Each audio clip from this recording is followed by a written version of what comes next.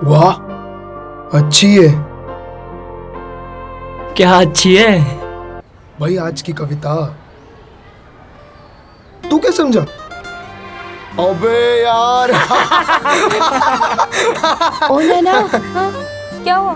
क्या हुआ है तुझे? कब से बुला रही हूँ, कोई जवाब ही नहीं है। कुछ हुआ है क्या तेरे साथ? बता। कुछ भी तो नहीं। तो फिर ये क्या लिखा है तूने? पोथी पढ़ पढ़ जगमुआ, पंडित भयानक होए, ढाई आखिर प्रेम का बड़े से पंडित होए।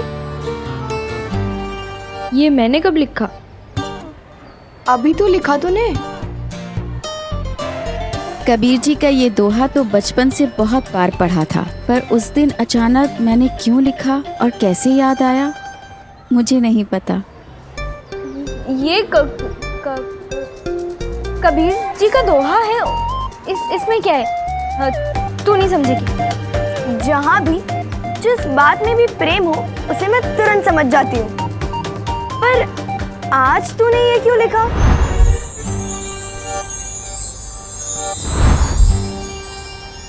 अब वो बचपन से पढ़ती आई हूँ ना ये सब। पापा किताबें घर जो ले आते थे। लाइब्रेरियन है ना तेरे सर राकेश और मेरे पापा, इसलिए।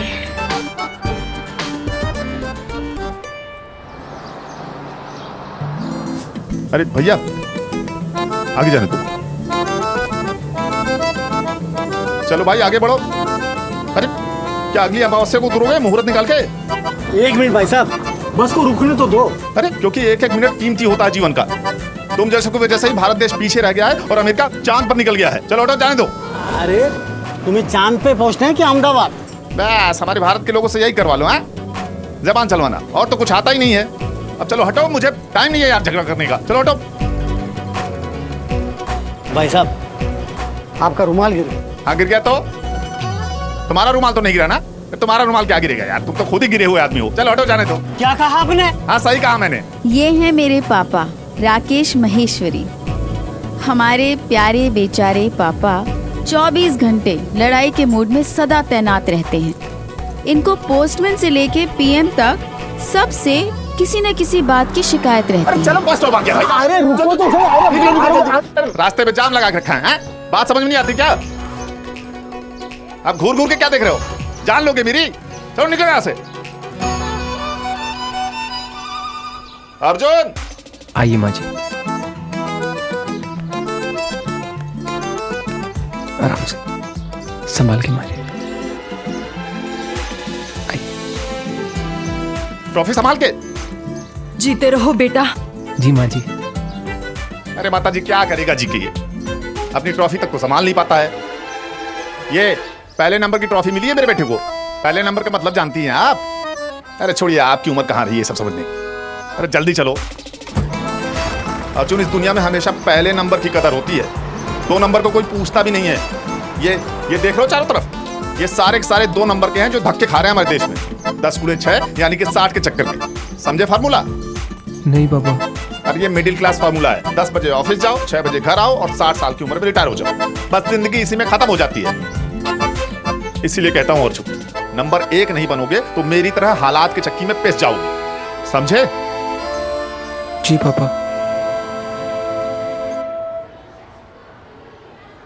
सबसे पहले इस सवाल को कौन हल करेगा बोलो? गाइड की बुक। गाइड की बुक कर सकती है, मगर जिंदगी की समस्याओं को हल करने में गाइड की बुक तुम्हारी मदद नहीं करेगी। वहां तुम्हें अपना दिमाग खुद लगाना होगा। तो इससे बेहतर है कि तुम अपना दिमाग अभी लगा लो। जी मैडम। मैडम अंदर आऊं? हाँ हाँ आइए।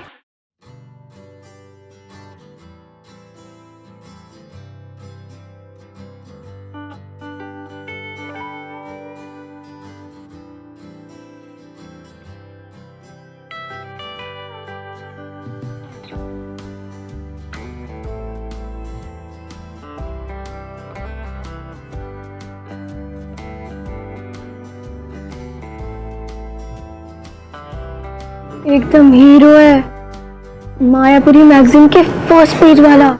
आप जाइए। जी मैडम। आज से हमारी कक्षा में एक नए विद्यार्थी पढ़ेंगे और वो है समीर महेश्वरी। मुझे मिल गया जवाब। अभी अभी उसे भुलाकर गणित में मन लगाया और वो तो मेरी ही क्लास में आ गया। समीर, आप जाके अपना स्थान लीजिए।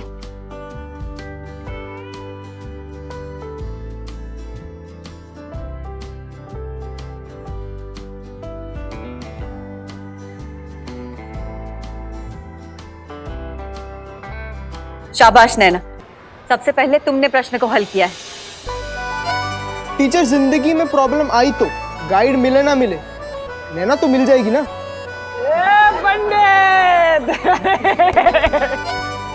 अब बैठ जाओ।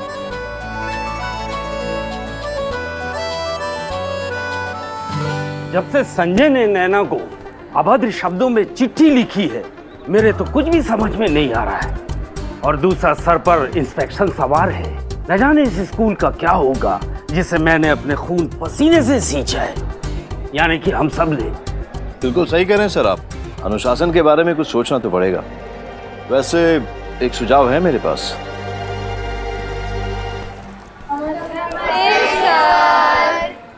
बैठ जाइए। बच्चों, आज मैं आपके बीच से एक हेड मॉनिटर चुनने आया हूँ। ये बड़ी जिम्मेदारी का काम है। मुझे एक बेस्ट स्टूडेंट की जरूरत है। मेरा टीचर स्टाफ मानता है कि ये आदर्श बालिका नैना अग्रवाल है।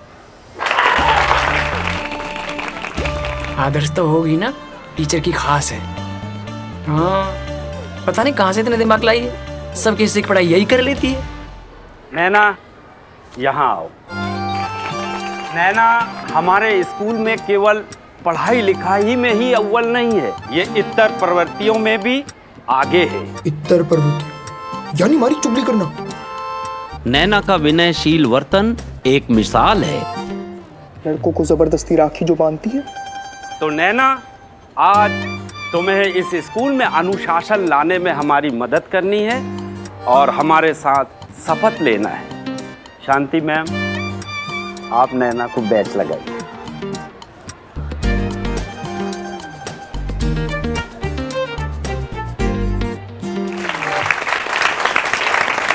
नैना बोलो। मैं नैना अग्रवाल इस जिम्मेदारी का ईमानदारी से पालन करूंगी। इस जिम्मेदारी का ईमानदारी से पालन करूंगी। दोस्त हो या रिश्तेदार, इनके बीच कोई भेदभाव नहीं करूंगी। मैं प्रगति विद्या का मंदिर की गरिमा बनाए रखूंगी। चमची नंबर 1 मानी बेन। स्कूल या क्लास में मेरी तारीफ होना कोई पहली बार की बात नहीं थी, पर आज मेरी धड़कनें तेज हो गई थी क्योंकि मेरी तारीफ समीर के सामने हो रही थी और सुन के वो भी मीठा मीठा मुस्कुरा रहा था। पर हाय, उस वक्त मुझे कहाँ पता था कि वो मन ही मन क्यों मुस्कुरा रहा था।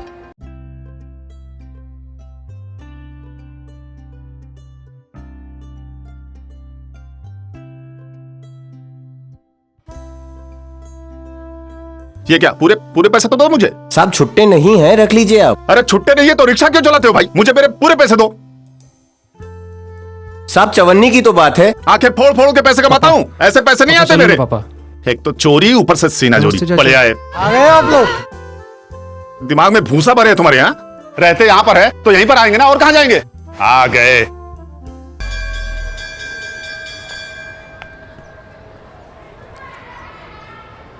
नैना,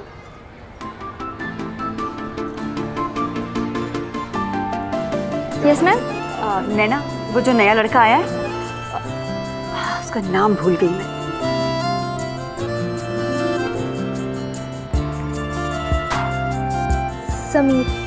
समीर, उसे हमारी स्कूल के सारे नियम और अनुशासन समझा देना।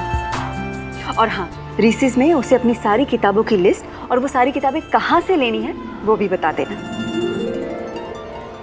समीर, इधर आइए।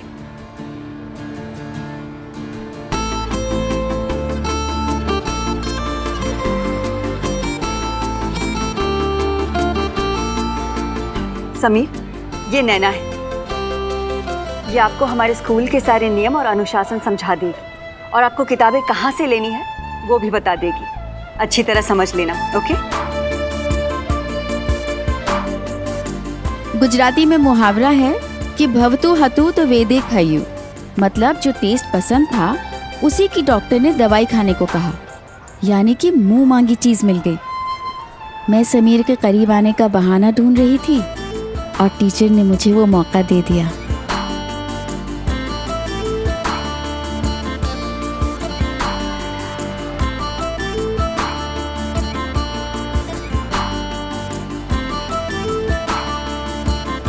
समीर,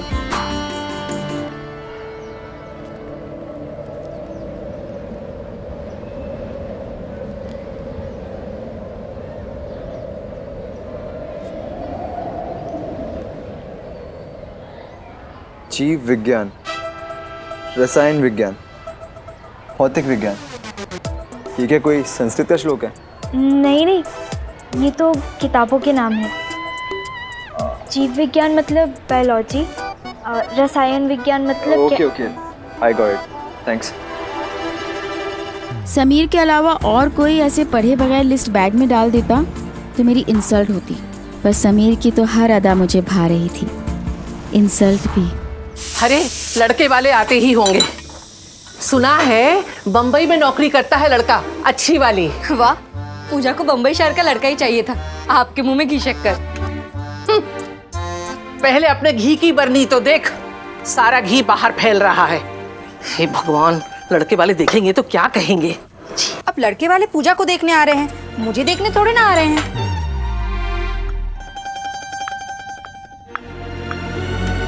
बस बस, सब चीजों पे असर पड़ता है। अरे कोई तो आओ, मेरे बाल तो देखो। मम्मी, लड़के वाले मुझे देखने आ रहे हैं, किसी को मेरी फिक्र ही नहीं है। अभी तक मैं तैयार भी नहीं हुई। मम्मी, मेरे बाल ठीक करो। अरे वो चाय की पत्ती के लिए इलायची तो है कि नहीं? अरे राम, कुछ मांग दिए तो क्या कहेंगे? राकेश भैया आने ही वाले होंगे, उनके सामने वो नैना की चिट्ठी वाली बात मत कीजिएगा, वरना मूड खराब करेंगे। उसका तो 12 महीने मूड खराब रहता है। नमस्ते भाई साहब। चाचा जी नमस्ते। आपको पता है भाई साहब, अर्जुन की टीम मैच जीत गई और ये man of the match award मिला इसे। अरे वाह, जीते रहो बेटा, हमेशा ऐसे आगे बढ़ते रहो। अरे इसे 500 रुपए का इनाम भी मिला है, नंबर 1 आने का। हमारा ये हीरा गावस्कर बनेगा, गावस्कर। भाई गावस्कर बने या कपिल देव, हमें क्या, हमें तो बुलवाया नहीं मैच में। भाई साहब ऐसा है कि मैं टेलीफोन ऑफिस में इतने धक्के खा के घर में फोन लगवाया है, वो पड़ोसियों के मैसेज लेने के लिए थोड़ी है। इतने सारे एसटीडी बूथ खुल गए हैं, कहीं से भी फोन करके बता देते कि किस समय कहां पर मैच है। अरे छोड़िए ना भाई साहब, अपना अर्जुन जीत के आया है, इसी की खुशी मनाते हैं ना। और अच्छा हुआ भैया जल्दी आ गए, पूजा को देखने लड़के वाले आने ही वाले होंगे। हाँ पापा, अभी ना लीजिए। अरे अभी सजने सबरने का समय नहीं है, लड़के वाले कभी भी आते होंगे। यही हाथ मुंह धो के तैयार हो जाइए, उसमें क्या है। ठीक है, चलो फटाफट जाओ। कहाँ मर गई? हे राम जी, ये सब अभी ऐसा फैला रखा है, काम कर रही है कि मटक रही। और तुम अपना ये फिल्मी गानों को हटाओ, यहाँ से हटाओ हटाओ हटाओ हटाओ। डाको, घर जा जल्दी से और कपलेट उठा के ले, नया वाला सेट। हाँ भाभी जी, कपलेट तो यहाँ भी है। नहीं, मेरे वाले एकदम नए हैं, तेरे इतने अच्छे नहीं हैं। चल रसोई घर में चल, काम पड़ा है सारा। नमस्ते, बैठो बैठो बैठो। समीर, तुम्हें प्रिंसिपल साहब ने बुलाया है। नैना, तुम भी साथ में जाओ। घर ये तो तेरे साथ चिपक ही गई है, हर सर तेरे को इसी के साथ भेजते हैं।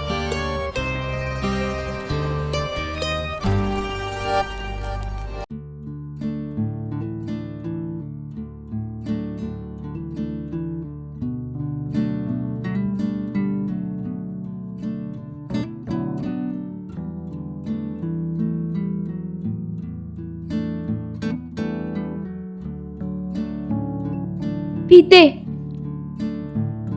What is फीते? लेस। ओ,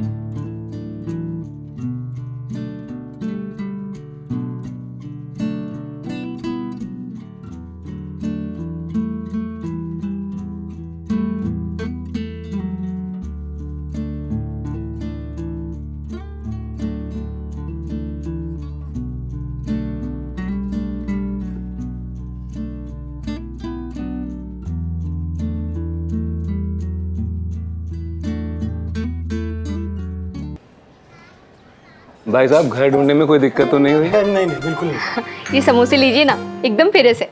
हमारे अहमदाबाद के नारंदास फरसान वाले के फेमस। अरे बस बस बस, और कितनी खातिरदारी करेंगे आप। वाह भाई वाह, बुजुर्गों की ट्रेनिंग और उनके संस्कार तो बच्चों में नजर आ ही जाते हैं। सही कहा भाई साहब आपने, जैसा वृक्ष वैसा ही फल। मुझे आपकी बेटी पसंद है।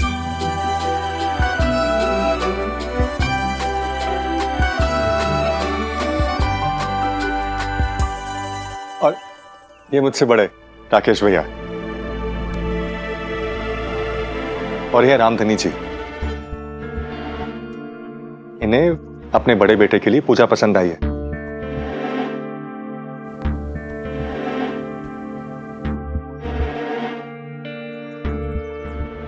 आपकी बेटी पसंद आई थी, अब नहीं।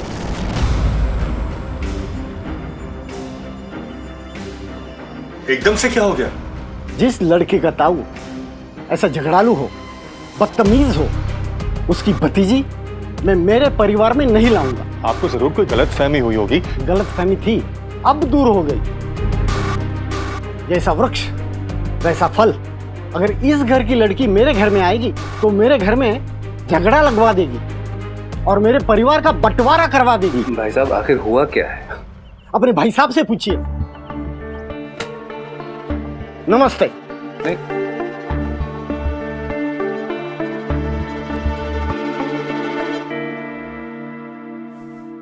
ऐसे रिश्तेदारों तो हो चुकी मेरी शादी। कितना अच्छा बायोडाटा था, कितना अच्छा लड़का था। उनके घर में तो बड़ी गाड़ी भी थी, और तो और कोई ननद भी नहीं थी। मम्मी, कोई तो रोको उन्हें। अब तो चले गए, अब क्या रुकना। ऐसा चलता रहा तो मेरी शादी तो होने से रही।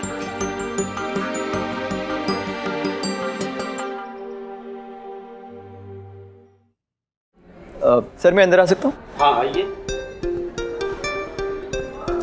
सर यही था वो लड़का जिसने धक्का दिया था, वो भी जोर से। सर ये देखिए सर, इसने क्या किया। नो सर, ये सब सही नहीं है। नहीं सर, सच में।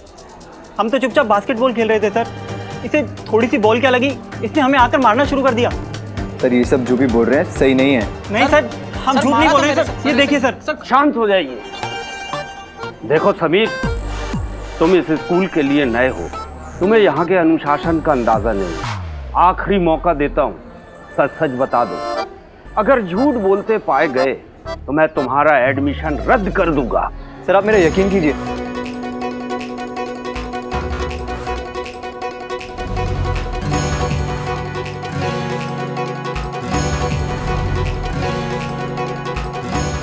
सर हमारे पास इसकी करतूत का एक गवाह है। गवाह?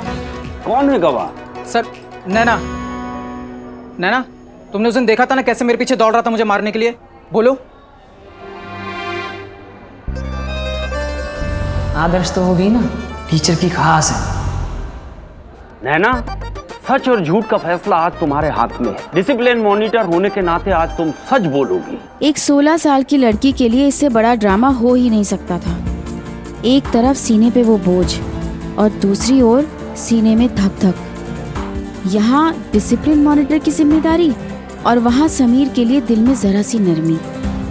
दिल में स्टीरियोफोनिक साउंड में दुविधा बज रही थी।